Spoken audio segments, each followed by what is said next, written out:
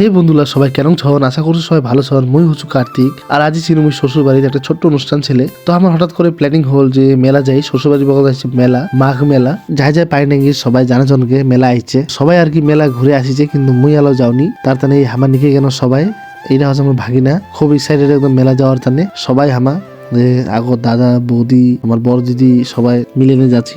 তো মেলার গেটটা কিছু এনাউন্সে, তো ভিতর যাবার তানে এন্ট্রি ফিস হচ্ছে 10 টাকা করে পার পার্সন। চারপাকা বাউন্ডারি করে রাখিছে যাতে বাড়ির লোকরা ঢোকা না পাক, মেলাটা একটু শান্ত শিষ্ট হোক।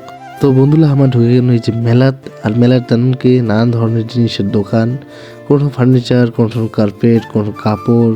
আর এই যে আমার টিমত আমার টোটাল আইছে 9 জন বাচ্চা কাচ্চা মিলে নে। মেলাখানত নানান ধরনের জিনিস আসছে, মজার খুব মজার জিনিস। নাকরদোলা হয়ে গেল, যেমন ট্রেন হয়ে গেল, এরপরে ব্রেকিং ডান্সছে, আরো কি কি কচে এলার নাম জানো না। এর বিচ্ছ তো ফির স্টল আছে, স্টল বসেছে, কোনো ফুচকার, কোনো রোল, কোনো আইসক্রিম।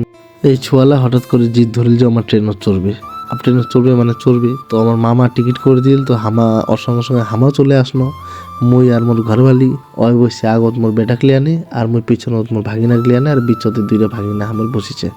তো জানুয়ারির যদি কোনো ধরনের ঘুরবা যাওয়া পাননি বা মজা করা পাননি, তাহলে এইটা তোমার জন্য খুব ভালো একটা অফার, যে তোমরা এটা আসেনি মজা করা পারন। আর এইটা মেলার যদি তোমার ভাবন যে কিছু কিনবন, তাহলে আমার বড়দির কথা শুনে নাও, বুঝা পাই যাবন। মেলাটা তাড়াতাড়ি বাড়ি চলে যায়।